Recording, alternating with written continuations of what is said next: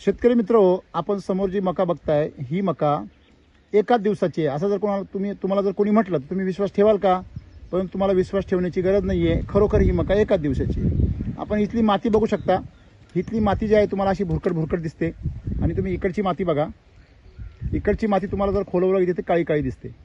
आता ही काळी माती दिसते. दुसरी हा टेबल प्लॉट दिसतो पूर्ण चमचम, याच्यावर चमक बघा. आणि हा प्लॉट आहे हा भुरकट दिसतो. ह्याच्यावरती फक्त ह्या ठिकाणी थोडीशी चमक आहे बघा.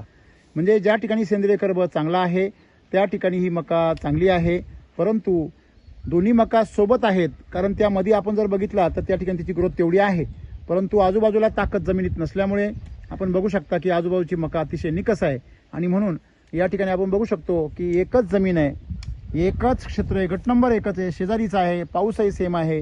आणि अशा क्षेत्रामध्ये आपण बघतो एकाच दिवशी लावलेली मका, एससीटी वैदिक मका आणि केमिकल मकाचा एवढा मोठा फरक पडतो. आणि म्हणून शेतकऱ्यांनी पीक पिकवताना आपण आपलं पीक कसं असलं पाहिजे, आपण वाघ पैदा केला पाहिजे, आपण कुत्र्याची पिलं जन्माला घालून काही उपयोग नाही आहे, हे आपण शेतकऱ्यांनी समजून घेतलं पाहिजे. माझ्यासमोर जे शेतकरी आहेत, संदीपजी, ही तुमची मका आहे बरोबर आहे? तर ही तुमची मका आहे. कोणती? एससीटी वैदिकची. आणि ही समोरची तुमच्या चुलत्यांची आहे? नाही, आमचे शेजारी म्हणजे तुमचे भाऊबंद नाही आहे, परंतु बांध भाऊ आहे. बांधव. तर काय वाटतं तुम्हाला, शेती केली तर पिकवलं तर असं पिकलं तर फायदा होतो शेतकऱ्याला? अशी शेती केल्यावर काय फायदा होणार आहे? आता अशी शेती केल्यानंतर मग असं लॉस होतो ना. आणि अशी शेती केली तर खर्च तर होतो, परंतु फायदा बी होतो. आणि इतरांना नुकसान नाही ना, कीड नाही, रोग नाही. आणि अशी शेती जर पिकवली तर रोगराई होणार, कीड, जो मका खाईल त्याला बी त्रास, जनावरांना बी त्रास.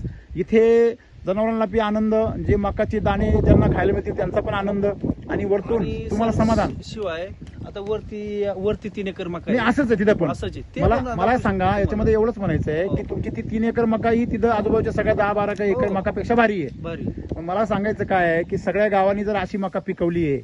आता शेतकरी मला जे मसोबाला आता कोंबडी ते आता आखाड चालू होता ना, कोंबडी ते कापायला ते म्हणे याला काय टाकलं म्हणून आमचीच कथा ते खुश होतात. आता मला 2-3 जणांनी नेले बघून ना. हो.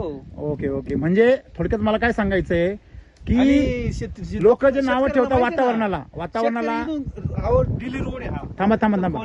शेतकरी वातावरणाला नावं ठेवता, शेतकरी म्हणजे बियाणांना, कंपन्यांना नावं ठेवता.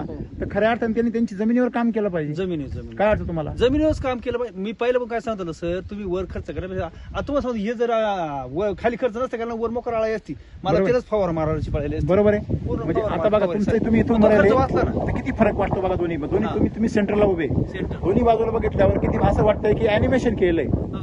आता एवढं एकसारखी कमी जास्त मकाच नाही सर. पिवळी नाही, आता काही कोपऱ्यामध्ये पिवळी दिसायला पाहिजे ना.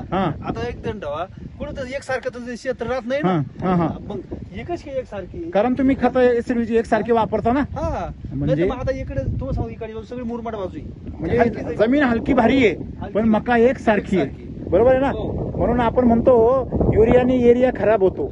युरियाचा तो उपयोग असतो. बरोबर आहे ना. मला युरियाच भेटणार, मी युरिया घेतली नाही, काहीच नाही. आता तुम्हाला सांगतो, युरिया भेटणं म्हणजे युरिया नाही भेटत ना आता शेतकरी. तुम्हाला पाहिजे का? नाही, मला तर मी वापरतच नाही. पण युरियाचं असं आहे का, युरिया जर असे सगळे आळे असते, हे काय असा एरिया खराब होतो ना. हे काय युरियाचा नाही इकडे चमत्कार. ओके, बरोबर आहे. थोडक्यात मला एवढंच म्हणायचं आहे की शेती जर आनंदाने करायची असेल तर ती अशी करा, एसिडी वैदिक सारखी. अशी करू नका, कधी पडीक ठेवा.